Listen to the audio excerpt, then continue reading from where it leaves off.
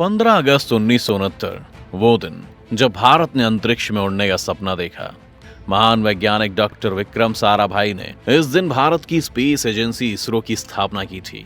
इसरो, जिसे Indian space research organisation कहते हैं, वो अपने 50 साल के सफर में इतना आगे बढ़ चुका है कि अब इसने पूरी दुनिया की स्पेस रेस में अपनी एक पहचान बना ली है।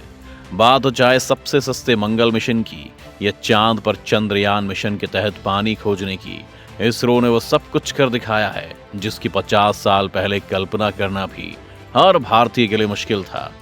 और अब इसरो एक बार फिर कुछ ऐसा करने जा रहा है जिसके बाद पूरी दुनिया इसरो को सलाम करेगी। जी हाँ दोस्तों, इसरो जल्द ही स्पेस में इंसानों को भेजने की तैयारी में है और ये भारत की ओर से इंसानों को स्पेस में भेजने का पहला प्रयास होगा।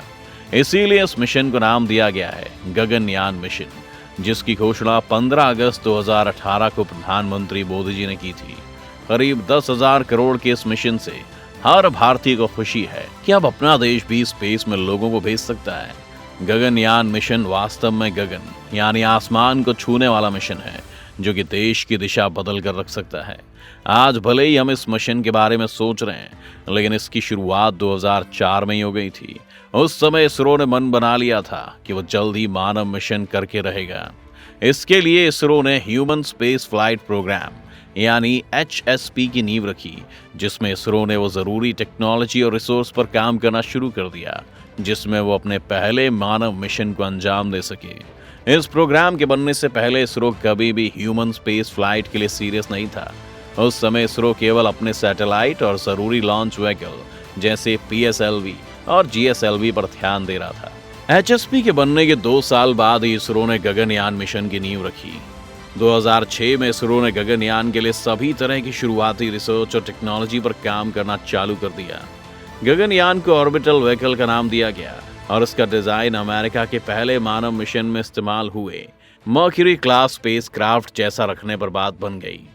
प्लान सिंपल था कि एक ऐसा एयरक्राफ्ट बने जो कम से कम 1 हफ्ते तक 2 अंतरिक्ष यात्रियों को स्पेस में बनाए रखे और फिर स्प्लैश डाउन तकनीक का इस्तेमाल करके स्पेस क्राफ्ट पैराशूट की मदद से पानी में आराम से लैंड हो जाए। 2008 में डिजाइन बन चुका था और अब बस सरकार से इसके बजट के पास होने की देर थी। फरवरी 2009 में बजट भी सैंक्शन कर दिया गया और कुछ पॉलिटिकल कारणों की वजह से यह प्रोजेक्ट 4 साल के लिए रुक सा गया। उसके बाद फरवरी 2014 में सरकार द्वारा फिर से इसरो का बजट बढ़ाया गया और गगनयान मिशन को हरी झंडी मिल गई। 4 साल बाद 2018 में आखिरकार मोदी सरकार ने इस प्रोजेक्ट के लिए 10,000 करोड़ का बजट तय किया और फिर आधिकारिक रूप से गगनयान मिशन के लिए मंजूरी दे दी गई। 2006 में गगनयान प्रोजेक्ट की शुरुआत होने के बाद 2007 में इसरो ने पहले छोटा सा स्पेसक्राफ्ट डिजाइन किया जिसका वजन 550 किलो का था। इस स्पेसक्राफ्ट को स्पेस कैप्सूल रिकवरी या SRE-1 का नाम दिया गया, जिसका परीक्षण इसरो ने 10 जनवरी 2007 को श्रीहरिकोटा से किया। PSLV C7 रॉकेट से लॉन्च होने के बाद इस स्पेसक्राफ्ट ने पृथ्वी की लो ऑर्बिट पर 12 दिन बिताए और इसके बाद ये यान पृथ्वी के एटमॉस्फेयर में आकर स्प्लैश डाउन होकर के बंगाल की खाड़ी में लैंड हुआ। इस यान से वैज्ञानिकों को ये डाटा जानना था कि स्पेस में ये कैसे हीट और रेडिएशन से अंतरिक्ष यात्रियों को बचाएगा, और जैसा कि ये रिकवरी स्पेसक्राफ्ट है तो इसका ज्यादा इस्तेमाल अंतरिक्ष यात्रियों को सही सलामत पृथ्वी पर लाने का है। 12 दिनों तक पृथ्वी की पोलर ऑर्बिट में रहने वाले इस यान को वैज्ञानिकों को thermal protection system, navigation, control and communication system का टेस्ट करना था। ये यान इन सभी टेस्टों में सफल हुआ और एटमॉस्फेयर में दाखिल होने के बाद फ्रिक्शन और हीट टेस्ट में भी सफल रहा। इसके बाद स्प्लैश डाउन करते वक्त भी ये यान अपने पैराशूट को खोलने और आराम से पानी में लैंड करने में सफल रहा। इस यान की सफलता ने ही गगनयान मिशन का डिजाइन का रास्ता खोला और अब गगनयान इस स्पेसक्राफ्ट के डिजाइन पर बनाया जा रहा है। पर इसरो के लिए सुरक्षा और रिकवरी बहुत मायने रखता है, इसलिए वे कई तरह के टेस्ट कर चुके हैं ताकि गगनयान सही सलामत रहे और स्पेस और एटमॉस्फेयर की खतरनाक हीट और फ्रिक्शन से बच सके।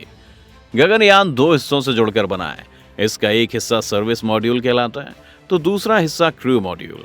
इसके साथ ही सर्विस मॉड्यूल में हर तरह की सर्विस रहती है, जैसे कि कम्युनिकेशन सिस्टम और दूसरी सर्विस, और वहीं क्रू मॉड्यूल में क्रू मेंबर्स और दूसरी जरूरत की चीजें रहती हैं।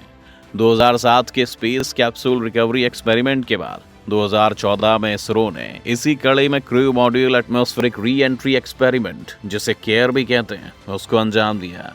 इस एक्सपेरिमेंट के तहत वैज्ञानिकों को क्रू मॉडल, जिसमें अंतरिक्ष यात्री वापस पृथ्वी पर लौटते हैं, उसे टेस्ट करना था।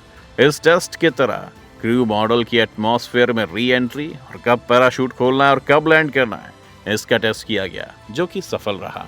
इस टेस्ट में जो क्रू मॉड्यूल डिजाइन किया गया था वो स्पेस कैप्सूल रिकवरी पर आधारित था, पर यह उससे काफी बड़ा और भारी था।